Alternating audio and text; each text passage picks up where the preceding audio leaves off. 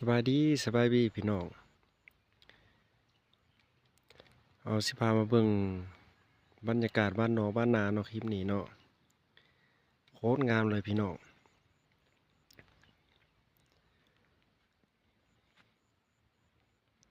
บรรยากาศบ้านนอกธรรมชาติบ้านนาพี่น้อง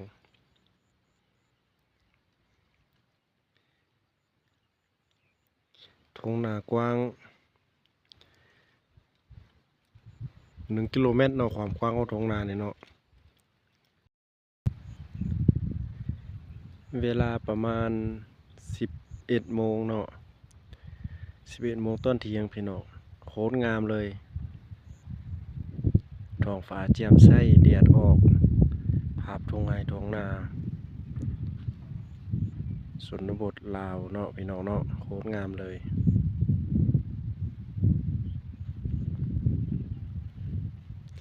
เหลี่ยมล้อมด้วยทรายภูโคตรกว้างเลยทุ่งนาทรายภูสลับซับซ้อนพี่น้อง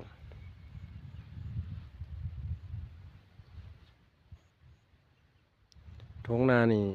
เอิ้นว่าทุ่งนาเมืองเนาะหลังจากเก็บเกี่ยวเข้าได้ประมาณเดือนกว่าๆเนาะ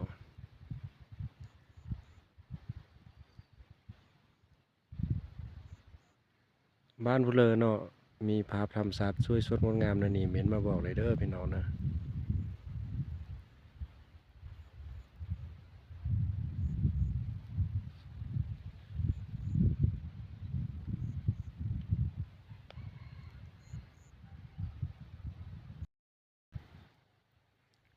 เที่ยงนาพี่น้อง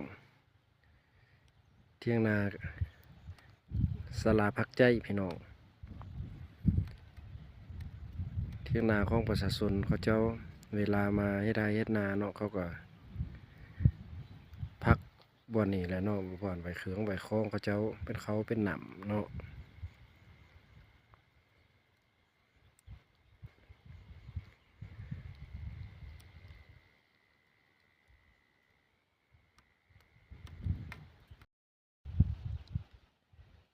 ยอมรับเลยพี่น้องภาพธรรมชาติบ้านนอกบ้านนานี่โคตรงามเลยสายลมพัดยุยๆพี่น้องภาพมุมสูงภูตัวนี้แหละเนาะประวัติเก่าลังนี่บ่หายกาดสมควรพี่น้องสมัยก่อนมีวัดฝรั่งมาอยู่เด้พี่น้อง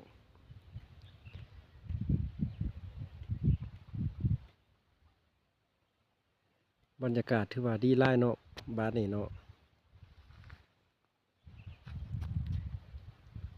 ผู้เลอเคยผ่านไปผ่านมาก็จะลืมแวะชมได้เนาะภาพธรรมชาติบ้านนี้บรรยากาศบ้านนี้ถือว่าดีหลายโคตรน่าอยู่เลยพี่น้องนี่ก็คือภาพธรรมชาติบ้านนอกบ้านนาของเฮาพี่น้อง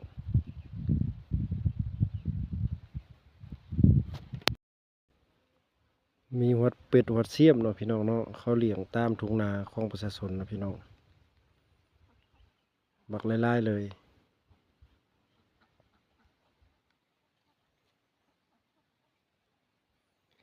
เอาคลิปนี้ก็ฝากไว้ซ้ำนี้ถ้าผู้เริ่มมักก็ฝากกดไลค์กดแชร์กดติดตามเลยเด้อพี่น้องเพื่อว่าสิบ่พลาดคลิปต่อๆไปขอบใจเด้อพี่น้อง